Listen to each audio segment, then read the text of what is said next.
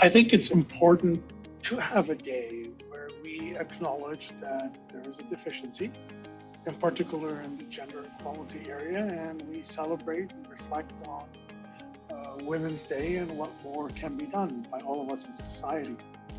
We are celebrating the event through a series of panels and speakers that feature women and their life, and successes and lessons learned. And I'm pretty excited about the whole month of March and what needs to be done.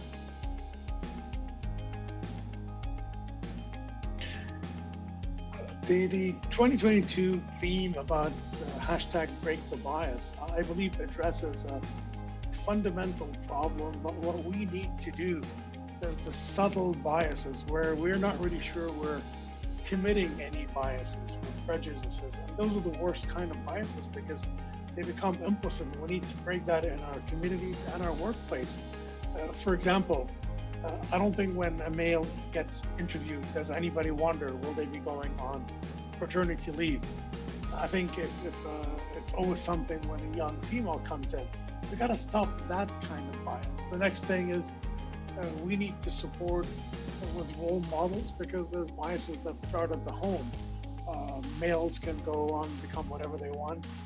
Women are within a defined part of society, and whether it's beaten into me by my women around me or the reality of how innovative we are, I think we need to break all the biases that have a gender slant, whether we think they're harmful or not.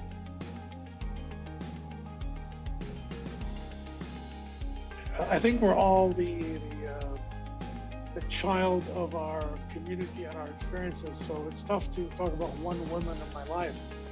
I think my mother, my sisters, my aunts, I grew up where women were the dominant species, and I think once you get to know it, you recognize that they are your equals, if not your superiors. So they've always inspired me to do two things. One is never accept the status quo and never be satisfied because you could do better. And that's something that women through classical community and generational biases have to experience every day.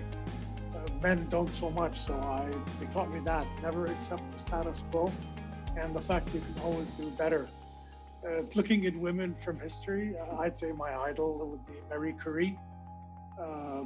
At the time where women were not supposedly scientists, she persevered and she did the breakthrough after her husband died, which was a complete partnership effort. So that whole dedication notion and the fact that science knows no gender is what I loved about Marie Curie.